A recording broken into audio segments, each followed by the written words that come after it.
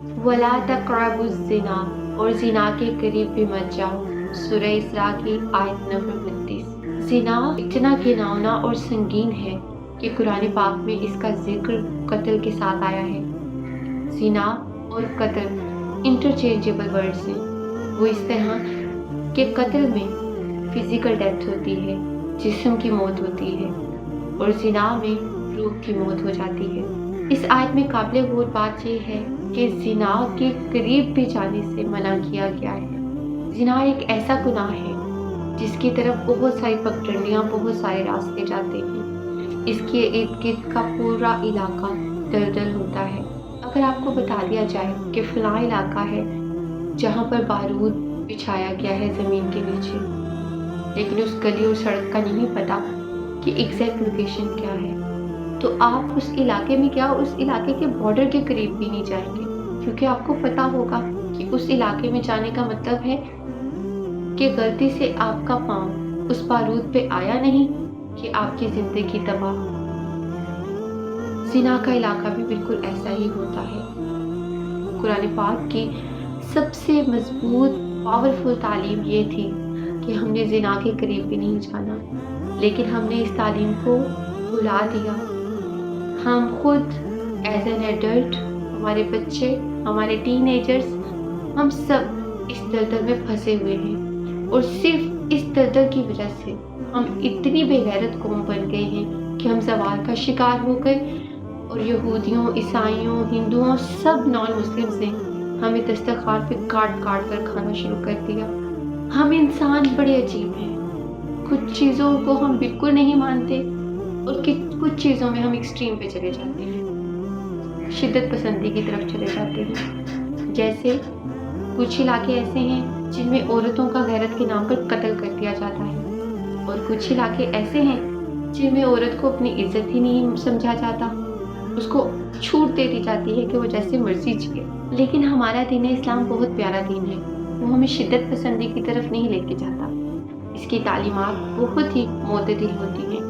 اس نے مرد کو ایک درجہ دیا ہے گواہ کا، اور اس کے علاوہ اپنے خاندان، اپنے اہل و عیال کی نگہبانی بھی اس کے فریضے میں شامل ہے۔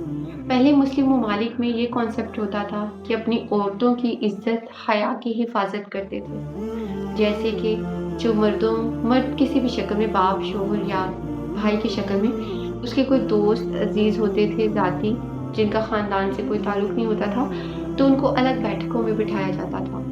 اسی طرح شادی بیاہ میں بھی مردوں کا انتظام الگ ہوتا تھا اور عورتوں کا الگ ہوتا تھا۔ لیکن آہستہ آہستہ جب ہم نے مغربی تہذیب کی صرف غلط چیزوں کو اڈاپٹ کرنا شروع کیا، ماڈرن کہلانے کے نام پہ، لبرل کہلانے کے نام پہ، تو ہم نے ان کی اس چیز کو بھی اڈاپٹ کر لیا۔ اب اس بات سے کوئی کنسرن نہیں مردوں کو کہ ان کی عورتوں کا گھر کا ماحول کیسا ہے، ان سے گھر میں کون مل رہا ہے، اور وہ خود کن سے ملنے جا رہی ہیں۔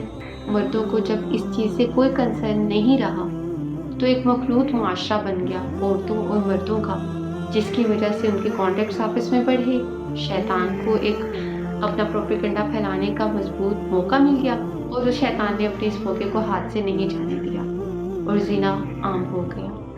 مرد ایک بھائی کی شکل میں، ایک باپ کی شکل میں، ایک شوہر کی شکل میں اگر اپنی بہن، بیٹی، ماں، بیوی کا خیال نہیں رکھتا کہ وہ کس طرح سے گھر سے باہر نکل رہی ہے، کس طرح کے لوگوں میں اس کا آنا جانا ہے، کس طرح کے فنکشنز اور ایونٹس کو وہ جوائن کر رہی ہے، تو وہ دیوس کہلاتا ہے۔ وہ ماڈرن نہیں کہلائے گا، اس کو عربی میں دیوس کہیں گے، اور قرآن پاک کے زبان میں، حدیث کی زبان میں وہ جہنمی ہو جائے گا۔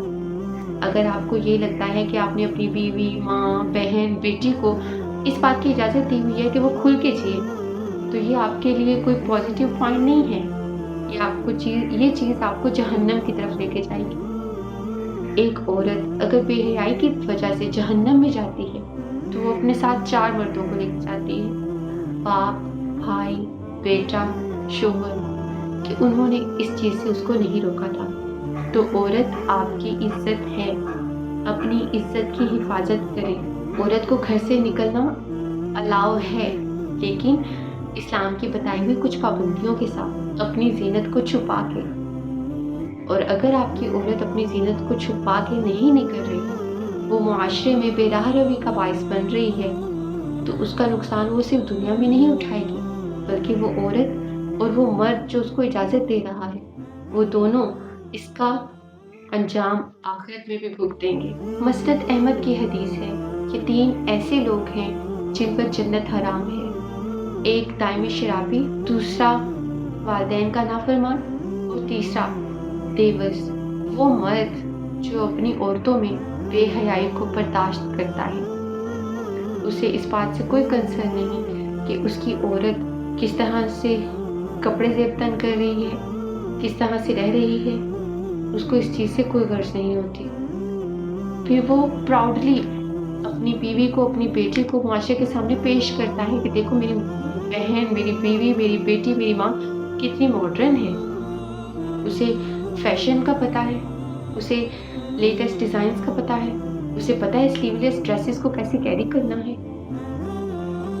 وہ اپنے فرینڈز میں اپنے خواتین کو پراؤڈلی پیش کرتے ہیں، کیونکہ ان میں غیرت تو ختم ہو جاتی ہے، حیا ختم ہو جاتی ہے۔